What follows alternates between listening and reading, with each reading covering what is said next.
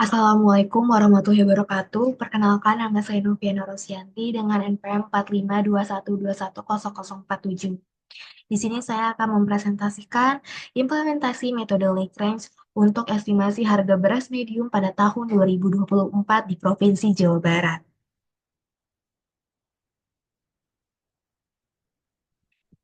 Beras merupakan bahan penting yang menjadi makanan utama bagi masyarakat Indonesia.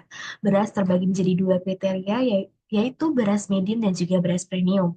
Beras medium merupakan beras yang memiliki derajat Celcius 95%, maksimal kadar air 14%, minimal beras kepala 75%, dan maksimal butir patah 25%. Sedangkan untuk beras premium merupakan beras yang memiliki derajat Celcius 95%, maksimal kadar air 14%, dan minimal beras kepala 85%, serta maksimal butir patah 15%. Konsumsi beras saat ini berbanding terbalik dengan jumlahnya produksi beras. Setiap tahun, konsumsi beras makin meningkat. Menurut Profesor Dwi Andrea Santosa, pemerhati pertanian dari Institut Pertanian Bogor, jumlah produksi beras akan semakin menurun dibandingkan pada bulan Agustus 2024. Penurunan ini disebabkan oleh 70% petani yang mengalami gagal panen. Jika produksi beras terus menurun, hal ini akan memicu kenaikan harga baik itu untuk beras medium dan juga beras premium. Menurut Pusat Kajian Pengentasan Kemiskinan dan Ketimpangan Ekuitas, Fakultas Ekonomi dan Bisnis UGM, terkait kajian hasil perberasan nasional, terdapat berbagai penyebab kenaikan harga pada beras, yaitu penyebabnya antara lain minimnya pasokan dan juga meningkatnya permintaan. Selain itu, volatilitas juga dapat menyebabkan kenaikan harga beras. Namun, yang paling berperan besar dalam kenaikan harga beras itu adalah banyaknya perantara di antara petani dan juga konsumen. Untuk mengatasi permasalahan tersebut, diperlukan metode yang dapat membantu pemerintah ataupun stakeholder ataupun organisasi untuk melakukan monitoring beras secara berkala. Oleh karena itu, di sini saya akan melakukan implementasi metode Lagrange untuk melakukan estimasi harga beras medium pada tahun 2024 di Jawa Barat. Metode Lagrange sendiri sudah diterapkan pada penelitian sebelumnya, yaitu pada penelitian peramalan pendapatan pada sebuah percetakan. Pada penelitian tersebut, metode Lagrange memperoleh skor MAPE 10%. Skor 10% ini mengindikasikan metode Lagrange dapat bekerja dengan sangat baik untuk melakukan peramalan tersebut.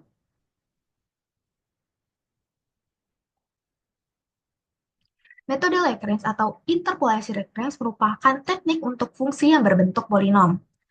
Uh, Teknik ini tidak hanya terbatas pada titik-titik yang berjarak sama, tetapi juga memungkinkan pembentukan fungsi pendekatan tanpa memerlukan proses turunan yang berulang.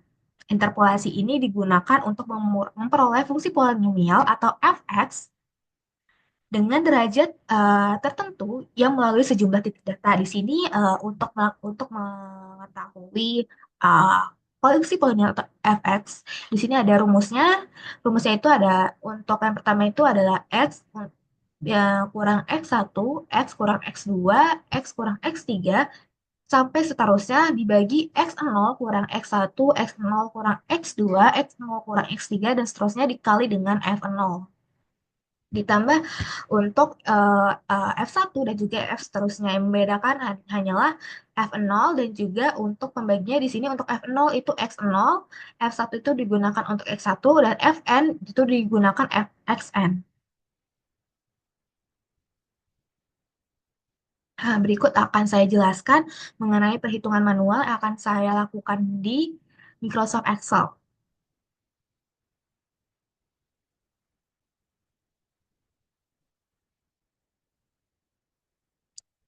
Nah, ini merupakan data yang saya peroleh dari Badan Pangan Nasional di websitenya. Ini adalah data-data komoditas pangan uh, yang ada di Jawa Barat. Dari sini ada harga-harganya. Yang akan saya gunakan ini hanya untuk beras medium. Di sini dapat terlihat datanya disajikan dalam bentuk hari per hari untuk melakukan di sini data yang diambil itu hanya terbatas sampai pada tanggal 29 Desember. dikarenakan data ini diambil pada tanggal 29 Desember. Untuk memudahkan perhitungan, nantinya ini akan dihitung rata-rata untuk tiap bulannya. Ketika sudah diperoleh, ini merupakan harga rata-rata beras medium per bulan di tahun 2024. Berikutnya ini adalah implementasinya. Untuk yang pertama itu yang kita perlu lakukan di sini, akan ada implementasi untuk interval yang berjarak, titiknya berjarak sama, yaitu intervalnya 3 bulan, di mana nantinya akan dicari estimasi harga di bulan April, bulan Agustus, dan juga bulan Desember. Nah, untuk melakukan implementasi metode reference dengan data seperti ini, yaitu yang diperlukan adalah melakukan perubahan untuk bulan menjadi X dan juga harga menjadi FX di sini. Di sini Januari diwakilkan oleh angka 1, Februari diwakilkan oleh angka 2, Maret diwakilkan oleh angka 3, Mei diwakilkan oleh angka 5, Juni diwakilkan oleh angka 6, Juli diwakilkan oleh angka 7, September diwakilkan oleh angka 9, dan juga Oktober diwakilkan oleh angka 10 dan juga November diwakilkan oleh angka 11. Nah, di sini kita akan menerapkan fungsi untuk mencari polinomial dari setiap titik datanya. Di sini untuk titik data pertama ya, seperti yang terlihat di sini itu akan langsung digunakan itu adalah di sini satu ya, berarti X-nya ini adalah angka 4. Angka 4 ini diperoleh karena April diwakilkan oleh angka 4 di sini, jadinya nanti 4 akan dikurang oleh 2, 4 akan dikurang oleh 3 di sini, dan seterusnya sampai 11. Nah, untuk pembagiannya sendiri ini akan digunakan itu yaitu uh, X, X satunya yaitu angka 1 dan dikurangi oleh uh, 2, 1 dikurangi oleh 3, dan seterusnya, dan digunakan juga perkalian yaitu nilai fx-nya di sini. Untuk di sini diwakilkan oleh C24 yaitu ini. Nah, ketika sudah didapat, ini juga diterapkan pada polinomial berikutnya sampai polinomial yang terakhir. Dan untuk mendapatkan estimasinya, yaitu perlu dijumlahkan setiap fungsi polinomialnya. Di sini diperoleh harganya itu sebesar Rp13.518,77. Nah, untuk bulan Agustus sendiri, di sini hampir sama seperti bulan April, yang membedakan itu hanyalah X-nya, itu yaitu angka 8. Nah, di sini diperoleh itu Agustus itu estimasi harganya sebesar Rp12.989,15. Dan untuk Desember sendiri itu diperoleh harganya sebesar Rp8.830,29. Berikut ini adalah perbandingan dari harga nilai asli dan juga nilai untuk estimasinya. Berikut ini merupakan implementasi di mana jarak pada intervalnya itu tidak sama atau titik-titiknya tidak sama. Di sini yang akan dicari itu adalah untuk estimasi bulan April, bulan Juni, dan juga bulan Desember. Kenapa ini dipilih intervalnya seperti ini? Dikarenakan terdapat kekosongan data pada bulan April, bulan Juni, dan juga bulan Desember. Di sini akan saya lakukan metode Legres untuk melakukan estimasi pada bulan-bulan yang mengalami data kosong ini. Rumusnya seperti yang sebelumnya saya jelaskan. Nah, di sini diperoleh untuk bulan Juni itu sebesar Rp12.598,21. Namun di sini meskipun sama-sama sebelumnya mencari bulan April dan juga bulan Desember, terjadi perbedaan nilai estimasi. Hal ini dikarenakan adanya perubahan dari FX-nya dan juga X-nya. Di sini untuk bulan April didapatkan estimasi harganya sebesar Rp13.432,52, dan juga untuk bulan Desember ini Rp13.573,71. Berikut ini adalah untuk perbandingan antara nilai asli dan juga nilai medium atau harga asli dan juga harga mediumnya. Dan selanjutnya ini akan kita lakukan implementasinya di Octave. Nah, Untuk melakukan interpolasi Lagrange di Octave ini kita perlu membuat fungsi di mana fungsi ini merupakan fungsi dari interpolasi Lagrange tersendiri. Di sini kita deklarasikan dulu fungsinya dan juga kita deklarasikan untuk angka-angka bulannya yang sebelumnya kita representasikan Januari menjadi angka 1 dan juga seterusnya dan juga harganya di sini dan juga bulan yang akan kita lakukan estimasi. Di sini saya beri contoh untuk bulan 4, bulan 6 dan juga bulan 12. Yang menjadi perbedaan untuk melakukan estimasi di bulan yang berbeda itu hanya perlu penggantian pada eh, bulan, harga dan juga bulan yang diperkirakan. Di sini misalkan seperti sebelumnya dicari itu adalah bulan 4, bulan 8 dan juga bulan 12. Di sini nantinya akan hanya tersedia bulan 1, bulan 2, bulan 3, eh, bulan 5, bulan 6, bulan 7, bulan 9, bulan 10, bulan 11. Dan nantinya di bulan diperkirakan itu akan dicarinya 4, 8, dan juga 12. Nah, berikut ini akan kita gunakan. Di sini fungsi arrayFun ini merupakan fungsi buan dari oktavnya, di mana arrayFun ini nanti akan membuat semua array dia eh, akan terimplementasi dari fungsi si interpolasi Lagrange ini. Jadi nantinya eh, variabel bulan, variabel harga, dan juga variabel bulan diperkirakan itu nantinya akan diimplementasikan pada fungsi si interpolasi Lagrange ini. Nantinya akan dihasilkan, nantinya di sini saya akan membuat displaynya untuk per bulan dan juga saya akan melakukan pembulatan agar lebih mudah untuk kita bacanya. Nah, ini merupakan hasil running dari untuk yang bulan 4 dan juga bulan 8 dan juga bulan 12 yang kita estimasi di sini diperoleh eh, harganya untuk bulan April ini 13.519, di mana untuk di Excel itu harganya sebesar 13.518. Di sini untuk bulan Agustus 12.989 dan juga Desember di 8.830.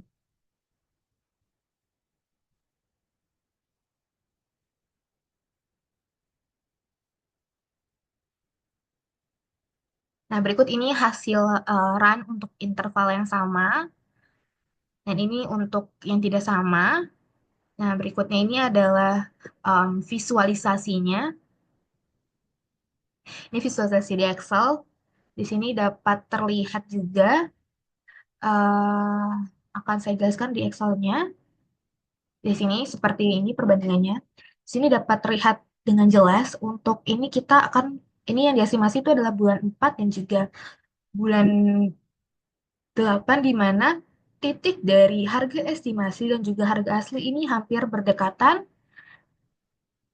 Namun untuk bulan Desember ini jaraknya cukup jauh dibandingkan dua titik sebelumnya. Begitu pula dengan interval yang tidak sama, di sini estimasi untuk bulan April, bulan Juni, dan juga bulan Desember. Di sini bulan April ini hampir sama untuk harga asli dan juga harga estimasinya. Dan untuk bulan 6-nya yaitu bulan Juninya di sini hampir berdempetan meskipun jaraknya tidak sedekat yang bulan April. Namun dibandingkan dengan bulan Desember ini cukup lumayan jauh dibandingkan jarak untuk bulan 6. Bulan Desember ini jaraknya lumayan jauh dari harga asli dan juga harga yang diperkirakan. Berikutnya ini akan adalah implementasi dari visualisasinya untuk di Octave. Nah, ini yang pertama ini visualisasi untuk data yang mempunyai interval 3 bulan. Di sini saya menggunakan variabel once. Di sini yang artinya itu dia akan menampilkan angka 1 sampai angka 12. Dan juga ini actual price merupakan harga aslinya. Estimated price itu merupakan harga estimasinya di sini ya. Dan juga ini bulan, di sini nama-nama bulan yang dimana sebelumnya ini direpresentasikan dengan angka 1 sampai angka 12. Nanti akan diplot dengan hasil seperti ini.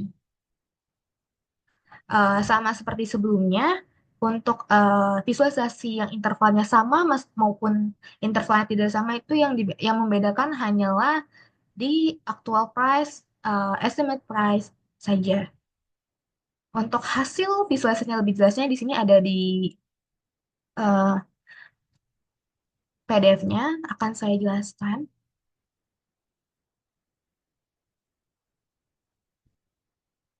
Nah, sini dapat terlihat ya pada bulan April dan juga bulan Agustus. Ini titiknya hampir berdekatan sekali. Namun untuk bulan Desember ini titiknya jaraknya jauh dibandingkan dua titik sebelumnya.